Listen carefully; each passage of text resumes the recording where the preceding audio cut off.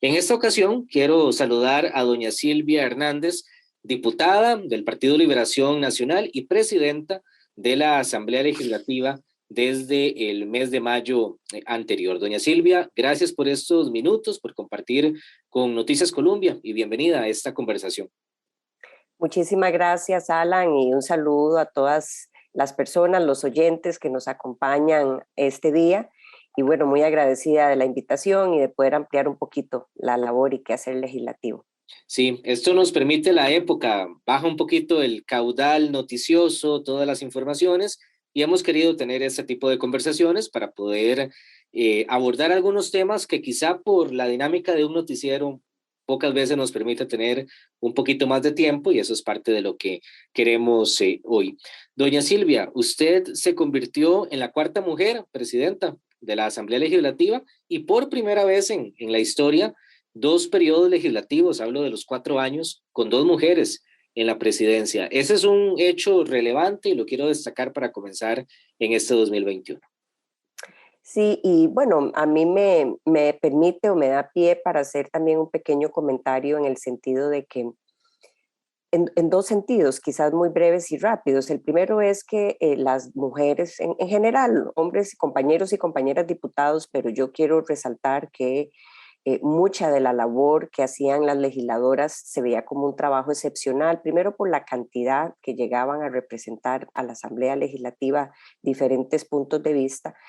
Sin embargo, en esta ocasión, por lo menos yo puedo señalar que esa excepcionalidad, eso de eventualidad, ha ido drástica e importantemente cambiando para tener más bien un escenario político en donde las mujeres están, aunque lentamente, posicionándose en esferas de decisión importante.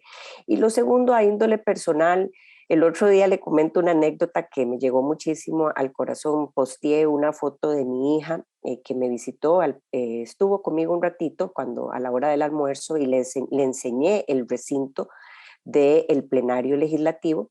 Y bueno, nos tomamos unas fotografías desde luego y yo la puse en internet el Día de la Madre, eso fue ya por el mes de agosto. Y una persona me posteó algo que me motivó mucho porque indistintamente de el partido político que claramente representamos los distintos diputados y diputadas que están en la Asamblea Legislativa, el comentario era que más niñas abracen a sus mamás presidentas para que más niñas tengan la aspiración de llegar ahí. Y yo creo que eso es muy importante porque es también romper paradigmas que hemos tenido en el pasado. Estos no son puestos sencillos, ni para hombres ni para mujeres, desde luego, pero las mujeres, como en el pasado, los hemos ocupado cada vez menos o los ocupamos menos. No hay tampoco un ejercicio, digamos, de aprendizaje colectivo y más bien muchas veces se hace en la práctica. Así que lo celebro que la Asamblea Legislativa haya caminado en ese sentido y que esto para nada pueda nunca más significar un retroceso en las posibilidades y oportunidades para más mujeres liderando comisiones claves y desde luego la máxima silla como es la presidencia de la Asamblea Legislativa, hablando desde ese órgano. Sí, qué emocionante hablar del tema. Debo confesar que me emociona y ojalá que se abran más oportunidades, más posibilidades.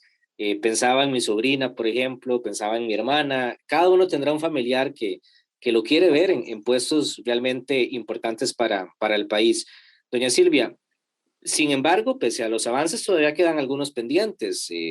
Leí algunos estudios recientemente, todavía la violencia política en contra de la mujer, los comentarios, eso todavía llevará tiempo poderlo cambiar. Pero bueno, por la gestión suya, la gestión de otras mujeres en cargos importantes, podríamos ir cambiando esa realidad en el país. Ah, no, por supuesto. Aquí quizás estamos celebrando en el sentido muy amplio de lo que se ha ido avanzando, pero queda muchísimo. Usted inició con algo muy poderoso y que quizás de forma muy rápida no se reflexiona por quienes nos puedan escuchar. ¿Y a qué se refiere? Bueno, usted dijo en 200 años que una mujer por cuarta vez en 200 años, una mujer presida el primer poder de la República. Estamos hablando de que antes de esta Asamblea Legislativa tan solo en 196 años, tan solo 2 mujeres habían presidido la asamblea, y aún así en 200 años tener tan solo 4 es también una muestra muy clara de lo lento y de los pocos espacios que han tenido las mujeres o que hemos tenido en estas esferas, y que por dicha, aunque de forma lenta, van cambiando, cada vez más mujeres con capacidad, porque esto no solo se trata de un hombre o de una mujer, o que vayan mujeres solo por ser mujeres, mujeres capaces, estamos hablando de mujeres capaces que puedan ocupar esa silla, y cada vez ver sobrinas como la suya y otros con esa banda presidencial el día de la escuela o del kinder, que llegan y se visten de cualquier ejercicio al que aspiran, y antes veíamos niños que querían ser bomberos y niños que quieren ser docentes, y todo perfecto y muy, muy honorable. Pero yo también me he topado niñas que caminan con una banda presidencial y yo digo, wow, es porque aunque de forma lenta, hay algunos modelos que ya inspiran a creer que eso es posible. Ujú. Bonito detalle para conversar, para iniciar esta conversación, destacando también uno de los muchos aspectos, creo que podemos ver positivos de este año 2021, a pesar de las circunstancias, a pesar de todo lo que ha pasado, que ha sido un año complejo. Doña Silvia, ¿cómo podemos resumir este año desde el punto de vista legislativo? De muchos desafíos, ya también con un ingrediente que no podemos dejar de lado, empieza toda esa empezó ya desde hace algunos meses la campaña electoral a lo interno de los partidos, ahora ya la campaña electoral a nivel nacional, y eso también tiene su ingrediente en el trabajo legislativo. Sí, bueno, yo estoy absolutamente convencida que nosotros como ciudadanía tenemos hitos o ciertos momentos en la historia que nos marcan como ciudadanía, nos marcan como país. Podríamos decir que cada cierto lustro, cada cierto periodo de 5 años, uno puede ver hacia atrás y dice, bueno, ¿qué marcó aquel periodo o qué marcó este nuevo periodo? Lo vimos en el pasado, en donde cualquier costarricense, indistintamente de la posición, recordará el tema del combo, cuando se dio todo el tema de aperturas en telecomunicaciones, el combo del ICE, todo el tema de las manifestaciones que eso llevó. Yo estoy convencida de que el hito de este lustro, o por lo menos si hablamos de los 4 años de la Asamblea Legislativa, es sin duda alguna el tema de fiscal. El tema de finanzas públicas ha monopolizado la discusión en la Asamblea Legislativa, y eso no ha sido algo que se pueda impedir tener el último año legislativo. Todo apunta a que este último año tiene de todo menos ser un paseo legislativo. ¿Y por qué hago esa connotación? Porque muchas veces usted coincidirá conmigo, Alan, que había una idea de que el último año legislativo es un año eh, mucho más tenue en cuanto a las decisiones que hay que tomar, menos temas estratégicos se deciden en un año de campaña electoral. Y bueno, nos encontramos en una coyuntura de la misma forma que empezamos con una reforma fiscal, discutiendo este último año proyectos tan complejos como puede ser empleo público, discusiones que van muy relacionadas con la eficiencia de los recursos del Estado costarricense, y no deja de ser en medio de toda la pirotecnia electoral que existe en un año, en un año electoral, de un proceso democrático, dificultades para alcanzar esos consensos mínimos. Entonces yo describiría este último año eh, como una categoría, digamos, que sigue siendo un año complejo en medio de la labor legislativa. No es un año en donde se baja el acelerador drásticamente, y todavía está de frente decisiones muy complejas, llegando enero y cerrando los prácticamente 4 meses que nos restan. Sí, doña Silvia, precisamente cuando uno ve los datos y el reciente informe del Estado de la Nación, de hecho, los números son positivos de la actual Asamblea Legislativa. Han llegado a temas fuertes, a temas relevantes en el país, dejando un poquito de lado aquellas famosas leyes chayote que se denominaban así en el ambiente legislativo. Es decir, han podido tocar temas. Lógicamente, vendrá ahí el balance, algunos dirán, faltan todavía temas, falta más reactivación económica, que sé que ha sido un discurso muy utilizado en los últimos meses, pero en términos generales es un trabajo positivo de la Asamblea. Claro, venir a cambiar un poco la imagen de la percepción de la ciudadanía sobre el trabajo de los diputados, eso es una tarea también compleja, pero hay que destacar que en medio de todas las circunstancias y lo difícil de la pandemia, han podido ustedes tocar temas que realmente son trascendentales para el país. No lo dudo ni un momento, y probablemente en el día a día se consume la imagen de algunas cosas que se avanzaron meses atrás y que en el imaginario colectivo muy rápidamente se olvida. Pero esta es la Asamblea Legislativa que aprobó una reforma al reglamento de la Asamblea que le tomó prácticamente 20 años, perdone, por encima de 4 décadas de llevar adelante una reforma al reglamento de la Asamblea Legislativa. ¿Y eso qué significa? Bueno, que proyectos de ley que no tenían tiempo definido, que eran importantes, que llegaban a la Asamblea Legislativa, el mismo Estado de la Nación muchas veces identificó que en promedio se discutían por encima de 350 días. O sea, muchas veces ahí se salía de la Asamblea Legislativa sin que una ley particular se aprobara. Eso hizo drásticamente agotar los tiempos para que la ciudadanía tuviera una respuesta. Es la misma Asamblea Legislativa que llevó adelante un proceso de adhesión a la OCDE que implicó nada más y nada menos que un conjunto de leyes muy importantes, 14 leyes en un periodo de tiempo de 17 meses para dar un proceso de adhesión que yo eh, veo como una gran oportunidad, como ese espacio político de buenas prácticas en donde la reforma del Estado, en donde un Estado más eficiente ya no lo podemos ver como algo optativo, opcional, sino que nos va a ir obligando como Estado a ir migrando a un Estado más eficiente que le responda a la ciudadanía. Y es la misma Asamblea Legislativa que de forma reciente, meses atrás, aprobó una gran reforma a la contratación pública.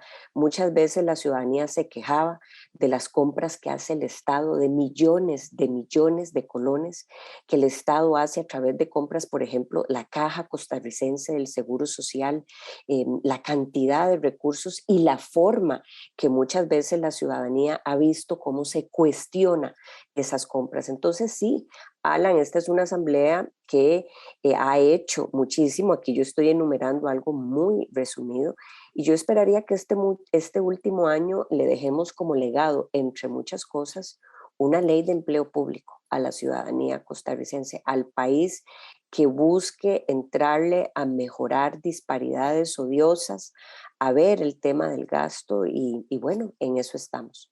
Sí, y algunas de las dificultades para terminar esta primera parte, doña Silvia, del año legislativo, bueno, la pandemia evidentemente, la muerte inclusive de un legislador, el señor Peña del Partido Unidad Social Cristiana, hubo una gran discusión por el tema de vacunación recientemente, por el tema de unas posibles vacaciones en el mes de enero, que evidentemente eso tiene un impacto en la imagen de la ciudadanía.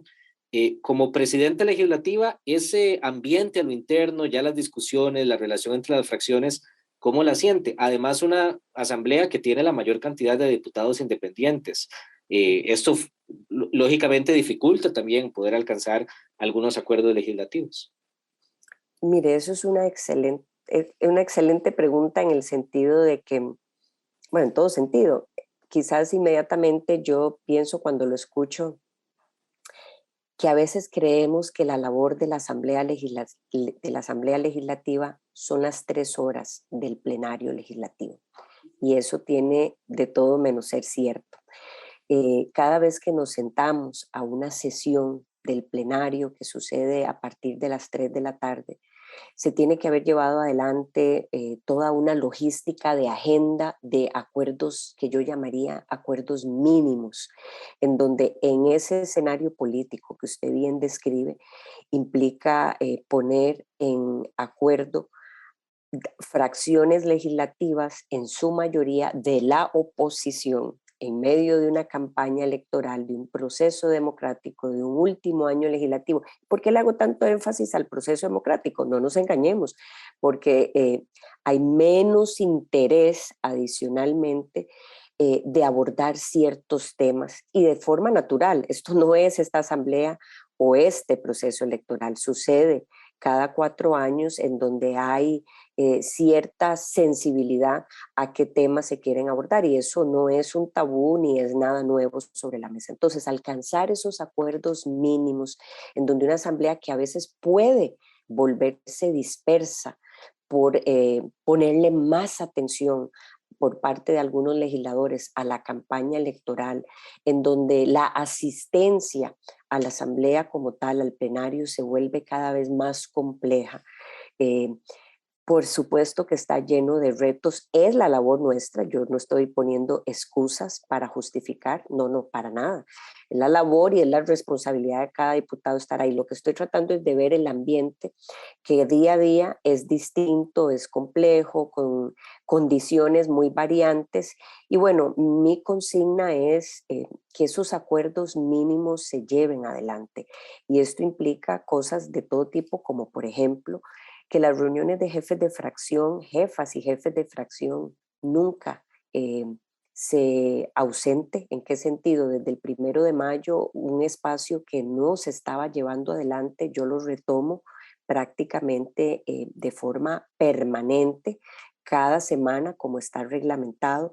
Eso nos permite discutir proyectos de ley, generar algunos consensos sobre qué temas no hay posibilidad de discutir todavía y cuáles sí, vernos a la cara y además estas reuniones son públicas, la prensa tiene acceso completamente, quedan en un acta que es también público y además la pregunta clave suya y a la que quiero llegar es que también diputados independientes que ya no tienen una representación en ese espacio como jefaturas de fracción pueden escucharla en tiempo real y saber cuál es la dinámica que está sucediendo o se aventura suceder, se vaticina para la semana o para ese día. Entonces ahí se ha ido retomando eso, yo tengo una práctica y es que, bueno, son estrategias que una diseña. Si a mí me llama un diputado, mi consigna es que si no puedo en ese momento atender la llamada, como muchas veces sucede, en un plazo de 15 minutos yo devuelvo esa llamada, me pongo a las órdenes del diputado o la diputada para algún tema propio del quehacer legislativo o de la misma dinámica del plenario para tratar de que esas, digamos, soluciones o problemas no se acumulen y cada vez lleguemos al plenario con menos tensiones a la dinámica legislativa y nos enfoquemos en la labor, digamos, propia de las leyes. Entonces, esto es una mezcla de muchos elementos que estoy aquí poniendo muy rápidamente para buscar esos consensos. Eso no exime, y aquí quiero concluir, y quiero hacer además el énfasis en un punto que se nos puede pasar desapercibido y me parece que es fundamental para quienes nos escuchan. Hay momentos a lo largo del año que hay periodos de sesiones extraordinarias y eso no significa que se sesiona en un horario distinto. Eso lo que significa es que la agenda que discute la Asamblea Legislativa la impone el Ejecutivo. Los proyectos de ley son única y exclusivamente los que el Ejecutivo ha enviado a la Asamblea Legislativa. ¿Eso qué significa para esta pregunta puntual? Bueno, que uno esperaría un involucramiento muy activo por parte del Ministerio de la Presidencia para llevar adelante una agenda que están consensuando por parte de ellos únicamente como una agenda prioritaria, pero esa prioridad la tienen que también construir a lo interno de la Asamblea y esa no ha sido la tónica, por lo menos que yo percibo a lo largo de estos 4 años. La tónica del gobierno es una tónica de que yo redacto proyectos de ley, los imprimo en un escritorio y los mando a la Asamblea Legislativa. Los denomino como de prioridad, como estratégicos, pero los dejo a la suerte de lo que ahí suceda. Y a mí me parece que esa no es la dinámica propia cuando usted le da prioridad desde el Ejecutivo a una agenda en particular. Sí. Doña Silvia, y antes de hacer la pausa, ¿se ve la diferencia, y lo he notado, entre las sesiones ordinarias, cuando ustedes manejan la agenda y logran esos acuerdos, y el avance de proyectos en extraordinarias? Además de que me parece este año tuvo una mayor cantidad de sesiones por parte de gobierno, ¿verdad? Por todo este periodo de transición que se está marcando. Este gobierno tuvo un bono, lo que a uno llamaría un gran bono de 8 meses, que nunca se le ha presentado a ningún gobierno. O sea, por 8 meses continuos, esta descripción que acabamos de hacer de sesiones extraordinarias, en donde ellos monopolizan o son dueños de la agenda legislativa, para que se entienda en forma sencilla, eh, ahí en realidad se avanzó muy poco. Si usted echa para atrás y ve qué pasó ahí, después de que dicen que hay prioridad en A, B y C, principalmente la reforma fiscal, la agenda del FMI, del Fondo Monetario Internacional, yo percibo ahora viendo hacia atrás y analizando que se desaprovechó por parte del gobierno ese gran bono privilegiado que tenía para que avanzara en esa agenda legislativa, como bien lo señala. Doña Silvia, en la recta final de la conversación, ¿qué siente que le ha quedado pendiente a la Asamblea Legislativa? Quizá también a su gestión. Me imagino uno se impone varias metas, pero bueno, la realidad política y del Congreso y del país van marcando mucho la pauta. ¿Qué podemos esperar de este cierre ya del trabajo legislativo de enero al mes de mayo? Ujú. Sí, bueno, yo creo que esta asamblea siempre va a resentir, indistintamente de quién haya estado en la presidencia de la Asamblea Legislativa, que la pandemia vino a marcar un punto de inflexión, en el sentido de que mayoritariamente nos hemos enfocado en temas muy urgentes y ha quedado muy poco tiempo para esa discusión trascendental que como país se debe tener en temas de largo plazo, de mediano y largo plazo. Entonces han existido temas que se han ausentado de la discusión legislativa, como por ejemplo, el otro día yo comentaba qué hacemos con las empresas públicas del Estado, el tema del ICE y la situación financiera que tiene, que ha pasado muy desapercibida, muy poco discutida. ¿Qué hacemos cuando se habla de que estas empresas generan o no utilidades, dividendos, y qué se hace con esos dividendos? Por ejemplo, el caso del INS, que ha sido lo que yo he llamado una caja chica del gobierno del Partido Acción Ciudadana, y que debería tener una discusión más bien de si esos recursos, que en principio están siendo excedentes a una institución, se trasladan en una discusión seria, revisada, analizada, hasta con el apoyo de organismos internacionales, para definir, por ejemplo, si más bien esos recursos alimentan algo como es el régimen no contributivo, un régimen de pensiones al que solo accede las personas más vulnerables, que a lo largo de su vida nunca pudieron cotizar, y llegan a su edad de adultez, a su edad más sensible como ciudadanos. Y bueno, el país no tiene un régimen no contributivo universal, universalizado. Se llega a muy pocas personas en su etapa más compleja de vida. Entonces, esas discusiones, como es también educación, y qué cambio se le quiere dar a todo el enfoque educativo, se han levantado muy pocas veces por la poca dinámica, por la presión de ver muchos temas, de responderle a la ciudadanía en medio de una pandemia, y quizás las discusiones de largo plazo, de mediano y largo plazo, han ido quedando ausentes. Eso yo lo resiento en los pilares que desde el 1 de mayo yo establecí como objetivos para alcanzar. Siempre hablé de una última legislatura para la próxima década, en donde estos temas se introduzcan. Y bueno, yo esperaría que en los próximos 4 meses nos quede un espacio para ello. Hay proyectos de ley que están ahí, que obviamente están ahorita en el congelador porque el gobierno no los ha convocado, pero que abren una discusión sana e importante. Hay uno presentado por la propia Contraloría General de la República, que no ha habido forma de que el gobierno lo convoque, para ver la eficiencia de los recursos públicos, de la liquidez del Estado.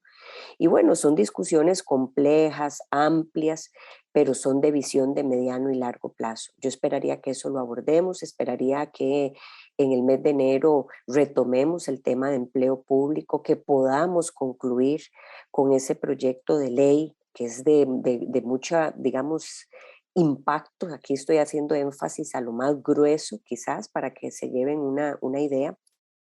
Y concluir con iniciativas muy importantes que están por parte de todas las fracciones de las fuerzas políticas, pero que en este periodo de sesiones extraordinarias el gobierno no ha convocado. Y concluyo esto, usted decía que hay temas que el gobierno convoca y que quizás usted vio que en periodo de sesiones ordinarias los diputados quizás nos movíamos más rápido. Bueno, no olvidemos que el Partido Acción Ciudadana también está en campaña, es un actor más de este proceso democrático y yo no tengo la menor duda que la agenda que ha convocado es una agenda meramente de conveniencia a un partido más allá, fuera del tema, digamos, propio de saneamiento de las finanzas públicas. El resto de la agenda es una agenda exclusivamente de interés del Partido Acción Ciudadana, entiéndase proyectos de ley de ellos, de sus diputados en su mayoría, y bueno, eso también no nos puede hacer olvidar que el PAC está en campaña, así como cualquier otro partido político. Sí, y también desde el gobierno se pueden mover esos hilos, ¿verdad? De una posible campaña y el ambiente en campaña. Doña Silvia, finalmente quería tocar un aspecto quizá un poco más personal. En su momento su nombre sonó muy fuerte, doña Silvia, para el puesto de candidata a la vicepresidencia. Fue un rumor ahí que estuvo fuerte algunos días previo a que la campaña liberacionista anunciara esas postulaciones. ¿Fue así, doña Silvia? ¿Hubo acercamiento? ¿Podemos esperar a doña Silvia Hernández dejando el 1 de mayo, 30 de abril, la asamblea involucrándose en otros aspectos políticos? ¿Cómo ve el futuro, doña Silvia? La Asamblea Legislativa es la máxima expresión, en el buen sentido de la palabra, de la clase política. Y bueno, desde luego que en todo lo que yo pueda y el partido considere que pueda colaborar, lo voy a hacer, incluyendo al nuestro candidato en este momento. Liberación Nacional reúne un ejercicio de oferta electoral al país que lo que busca es darle experiencia, alejarnos de la improvisación y bueno, en este caso, cualquier oportunidad en la que se pueda presentar, yo desde luego que lo valoraré para seguir colaborando, ya sea en un gobierno de liberación nacional en este momento. Ahora bien, a mí me parece que los partidos políticos, indistintamente de cuál sea, y en este caso, desde luego, represento uno en particular, cada vez más debe abrir espacios a mujeres. Es un momento, es una época en donde ya ni siquiera se concibe que esos espacios no existan. Este es el partido político que también trajo a la primera presidenta de la República del país, también casi 200 años acercándose a eso en aquel momento. Y bueno, más cerca de los 200 años que fuera de esos. Entonces, a mí me parece que las dinámicas hacen que los partidos le pongan la mirada mucho más seria al rol femenino, a una representación de esos puestos, pero sobre todo, y este es el punto al que quiero llegar, qué respuestas se le dan a las mujeres por parte de los partidos políticos en este momento, a las mujeres jóvenes y a las mujeres que son, por ejemplo, jefas de hogar, que tienen una necesidad o realidades o dinámicas muy distintas, como es el tema de los cuidados. Entonces, sí, por supuesto, en concreto, eh, yo creo que nosotras no podemos ocupar puestos de decisión y mucho menos cuando son puestos de alto decisión y después renunciar a ellos a lo largo del tiempo. Hay que seguir conquistando esos puestos, hay que seguir buscándolos y yo tendría un gran interés de seguir colaborando en lo que el partido vea conveniente. Sí, doña Silvia, ¿la vicepresidencia fue una opción en algún momento? Eso creo que, bueno, yo agradezco muchísimo y más bien veo el comentario con la mano en el corazón, lo digo de forma muy respetuosa y humilde, que ojalá se haya reflejado como un comentario quizás de la misma labor que Silvia como diputada, como persona, ha venido llevando no solo en el último año, sino a lo largo de los 4 años. No, yo no tuve ningún acercamiento por parte del partido ni ninguna oferta o propuesta de ese tipo. Me parece que llevan una fórmula y una combinación de fórmula ideal, muy, muy balanceada en lo que necesita el país, y ahí estaré apoyando. Finalmente, doña Silvia, sé que me va a responder que faltará mucho y faltará mucho camino por delante, pero ¿se ve doña Silvia Hernández buscando al menos en algún momento, por lo menos lejano, no sé, la presidencia de la República? Va muy vinculado y no me voy a andar con rodeos. Sí le puedo decir que no se ha acabado, no hemos pasado esta elección como para ya estar creyendo en eso. Ya tenemos una elección de frente, pero va absolutamente vinculado con la idea de que las mujeres en puestos de decisión no renunciemos en el camino a otros puestos simple y sencillamente por temor, pero eso no significa que se aventure o nos aventuremos a cualquier puesto sin las capacidades que esos puestos requieren para una mejor respuesta. Entonces, en algún momento, si el partido y el país lo viera posible, sí, a mí me parecería que ninguna mujer debe renunciar a eso cuando ya ocupa puestos de alta decisión. Sin embargo, insisto, esto es algo que es una especulación. Ah, sí, no, no. Y somos conscientes de eso. Falta mucho camino por delante y bueno, primero tomar las buenas decisiones, esperemos para el país en el mes de febrero. Doña Silvia, ha sido muy amable, realmente gracias por estos minutos y felices fiestas para usted y para toda su familia. Muchísimas gracias igualmente y mi aprecio para todas las personas. Una feliz Navidad, que nos escuchan, que nos han regalado un ratito del tiempo para escuchar muchísimo más, diría yo, desde un enfoque a la persona. Yo no tengo duda de que la Asamblea Legislativa y alrededor de toda América Latina, incluyendo el mundo en general, eh, tiene problemas de percepción y de calificación realmente muy bajas por la ciudadanía y por mucho relacionado con la forma en los abusos de poder y de actuaciones quizás que en el pasado han sido reflejadas. Pero también creo que es importante escuchar a la persona y escuchar detrás cómo estas asambleas poco a poco han ido tratando también de devolver credibilidad en medio de las actuaciones que se llevan adelante. ¿Para qué?